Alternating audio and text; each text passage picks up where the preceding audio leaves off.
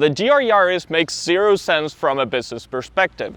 It's the only 4th generation Yaris with only 2 front doors. That means they made a bespoke body for a car that made fewer than 25,000 units. The engine was also designed for this car. It's a 1.6 that was not used in any other car until the GR Corolla was launched a few months ago. And though it may look like a normal Yaris, it doesn't share that many components. In fact, the roof of this car is made out of carbon fiber. This is a car that shouldn't have existed, and yet it does. Why? The idea behind this car was born when Toyota needed to update its World Rally car, then based on the previous 3rd generation Yaris. The new 4th generation Yaris came out in late 2019, but it had a slight issue. There was no longer a 3-door version. The World Rally Championship required cars to have the same body as the normal road-going versions of the cars. Akio Toyoda, then president of Toyota, was appalled. He claimed a 5-door rally car would simply look stupid, much to the dismay of the Hyundai WRC team. Toyota also felt that the Japanese brand needed its own sporty cars. After all, the 86 was a collaboration with Subaru and the Supra with BMW. Per the WRC rules, at least 25,000 3-door Yaris had to be made for the car to be able to participate. The thing is, cars are absurdly expensive to design today. Every body style has to go through crash testing, emissions testing, and hundreds of other processes that cost fortunes. It's because of this that cars are more and more the same today. It's only profitable to release a model if the platform is going to sell hundreds of thousands of units. Your cars need to please everyone. This is not the 80s anymore, where releasing a new model was only a question of engineering. Back then, if the engine fit and the car was more or less reliable, you had it. Still, Toyota went ahead with the project. A GR Yaris. A Yaris on the outside but mounted on a bespoke platform to accommodate for all the changes, with all-wheel drive and an engine made exclusively for this car. It's not clear whether Toyota made any profit on it, but if I had to bet, I'd say these cars were all sold at a loss.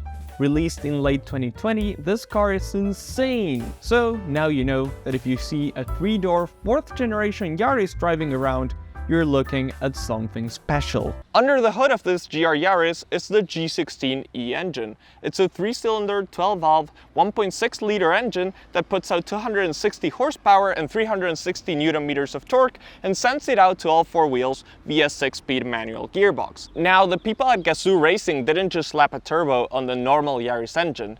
No.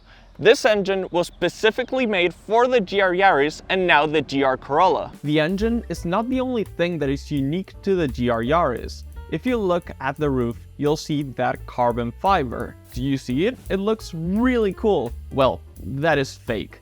It's just a vinyl wrap that imitates carbon fiber and actually looks quite cheap and poorly done. Nonetheless, below that fake wrap is an actual carbon fiber roof. Some owners remove the wrap to display the carbon fiber below, and it looks really cool. I don't get why Toyota did that. It's like putting cheap gold plating over a solid gold ring. When it comes to the interior, well, let's just say that it's more in line with the normal 15,000 euro Yaris than with this 40,000 euro variant, logically. The interior plastics are bad, something you can tell right away when you touch them, or due to the fact that the car has got seatbelt buckle marks, even though it's got fewer than 20,000 kilometers in the odometer. I have to be honest though, it's much better equipped than I expected.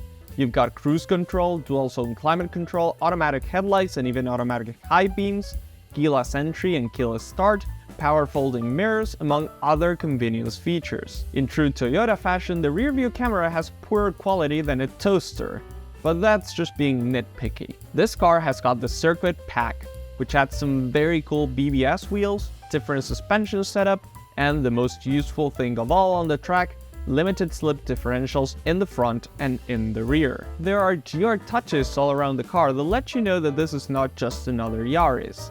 The steering wheel, the seats, the start button, even a cute animation when the engine is turned on. The rear seats are non-existent.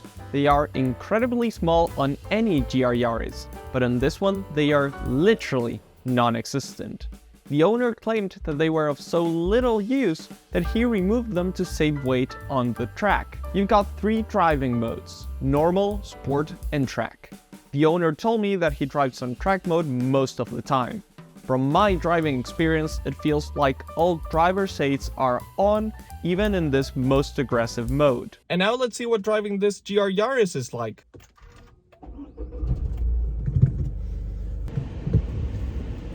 The owner of this car says that this car is a lie. When you first see it, you think it's going to be the ultimate daily driver, but it's not.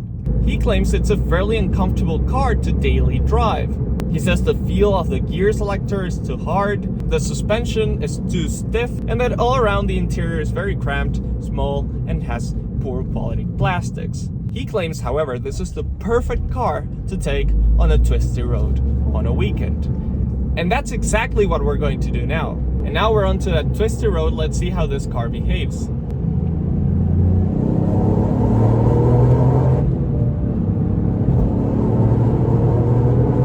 There's a delay between the time where you press the accelerator pedal and the car actually goes. And once it goes, it goes.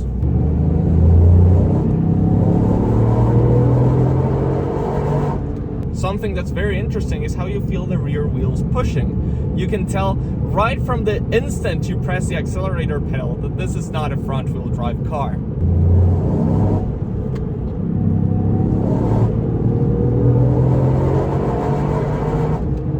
I love this car! A few other things you should consider. The paint is extra thin, supposedly to save on weight, but I think it might have been also to save on cost. This means that even the smallest of rock chips will leave a mark. Forget about digital dashes, this is all analog. Like the Giulia QV I filmed a couple of months ago, this is a car made to be driven. A product that may as well come from a different era, if you will. The GR Yaris and basically all of Gazoo Racing or Toyota's GR division is nothing more than the personal dream of Akio Toyoda. If it weren't for him, we wouldn't have GR Yaris or GR Corolla or really GR anything. The car in front of me is without any doubts a future collectible. It's one of those cases where one wonders, how did this get through corporate? It's so irrational and illogical that the only reason why it was made was because it was an order that came from someone very high up on the corporate food chain. The story behind the GR Yaris is one of those stories that we usually hear from cars that were made in the 80s. It's one of those things that we usually say it could never happen today, and yet it did. It happened, and I thank Mr. Toyota a lot for that. I hope a lot of other car makers have someone as crazy as Toyota in their future. I hope you enjoyed this video, and if you did, don't forget to comment, like, and subscribe for more content on this channel. See you in the next video.